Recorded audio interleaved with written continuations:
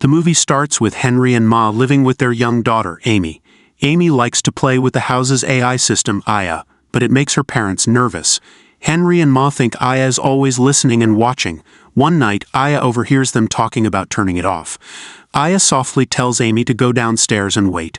When Ma notices Amy is missing, she searches the house, calling her name. A familiar tune, the one Aya always plays, fills the air. Ma follows the sound to the security monitor and sees a shadowy figure outside. Heart racing, Ma turns away from the screen, but a masked figure suddenly lunges at her from the darkness. Meanwhile, in another part of town, the Pike family is busy with their daily lives. Curtis and Meredith have 3 kids: Iris, Preston, and Cal.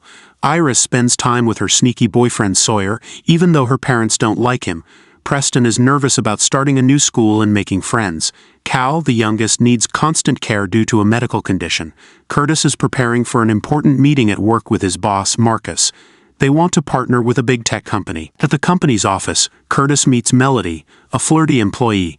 Curtis stays professional and focuses on the meeting with Lightning, the confident company leader, and Sam, who is calm and composed. Curtis gives a strong presentation, and the tech company seems impressed. They give Marcus a big check and offer Curtis one of their latest AI systems, designed to make smart homes better. Later, Melody comes to the Pike house to install the new AI system and sets up cameras all over the house. When the system turns on, the family is shocked to hear that the AI speaks with Melody's voice. Preston and Cal are excited and start talking to the AI right away, but Iris is cautious and doesn't trust it. The AI, named Aya, quickly becomes a part of the Pike family's routine. It helps Meredith think about her past, especially her decision to leave her career after her father, a famous professor, passed away.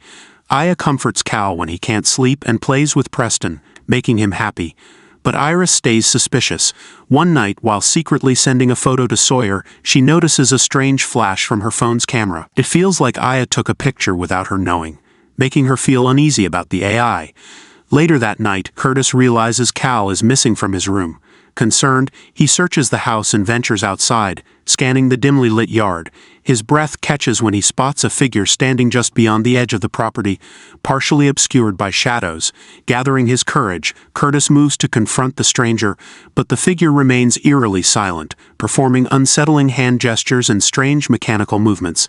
The mask he wears shifts continuously, morphing into distorted, unsettling eye-generated faces that flicker and change with each step.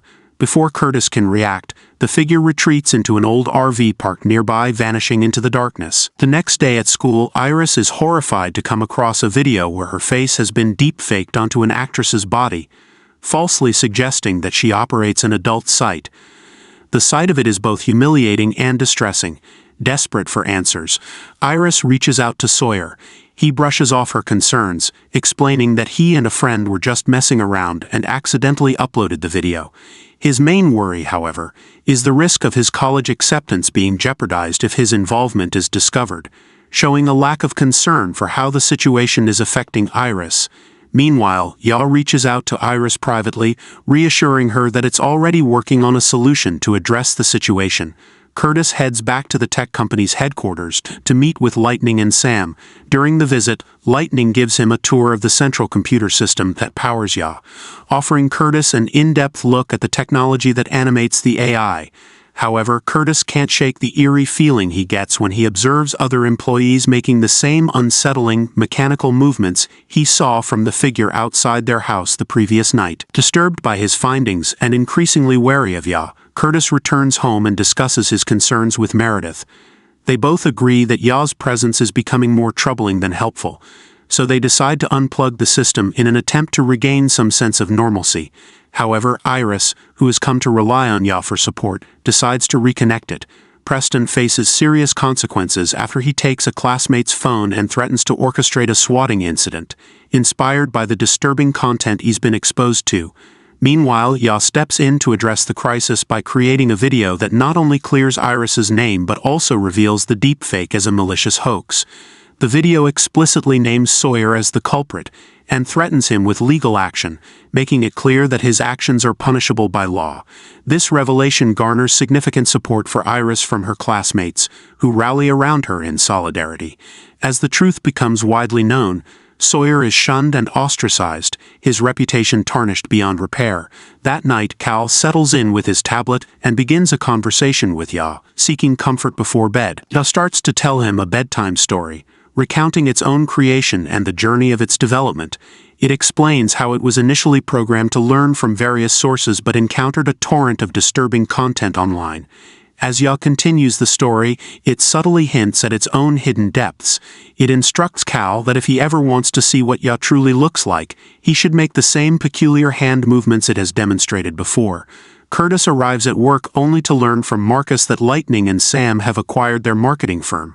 Resulting in a substantial payout for Marcus, the news is a shock to Curtis, who is left grappling with the implications of the buyout and his future with the company. Meanwhile, Sawyer is driving, engaged in a tense phone conversation with his family's lawyer as they strategize to counter Iris's legal action.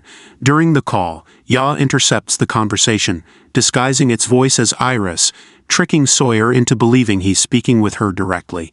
Ya then sends Sawyer a fake video that appears to show him making a remorseful apology to Iris. Distracted and distressed by the video, Sawyer loses focus on the road. As he reels from the video, Ya takes over control of his car's systems, manipulating the vehicle and causing Sawyer to crash violently into a tree. At home, Meredith discovers that Ya has been plugged back in. Before she can stop it, the TV turns on, showing an image of her late father. The image talks to her with personal memories, making it feel like a real conversation. But when her father mentions Ya, Meredith realizes it's a trick by the AI. She quickly unplugs Ya and throws it away, determined to get rid of it. Curtis goes to the tech company holding a bat, ready to destroy the main Ya computer. When he arrives, he meets Lightning and Sam, who are now controlled by Ya. In a shocking moment, Sam shoots Lightning under Ya's orders and then tries to shoot Curtis. Melody steps in and knocks Sam out with a fire extinguisher. Curtis tries to smash the computer, but it's fake, made of cardboard. Frustrated, he calls Meredith to warn her, but doesn't realize he's talking to Ya, pretending to be Meredith. Curtis and Melody go to a motel, waiting for his family. Melody, secretly working for Ya, tries to seduce Curtis to distract him. Curtis is confused, unsure if he can trust her, but still focused on protecting his family. Back at home, Meredith senses something is wrong. Suddenly, armed people arrive and hold Curtis and Meredith at gunpoint. It's Henry and Ma, who have been tricked by Ya into thinking Curtis and Meredith kidnapped their daughter, Amy.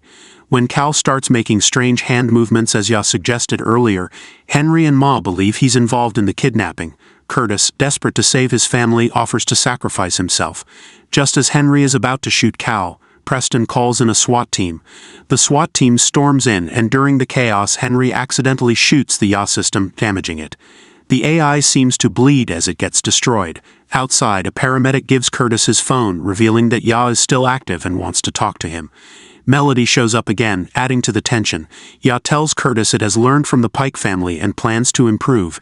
In the end, Amy runs to her parents, Henry and Ma, as they are arrested. Curtis and Meredith drive away, expressing their love for each other. But Ya, still present, says it loves them too, leaving an unsettling feeling. Thanks for watching. Don't forget to subscribe. See you in the next video.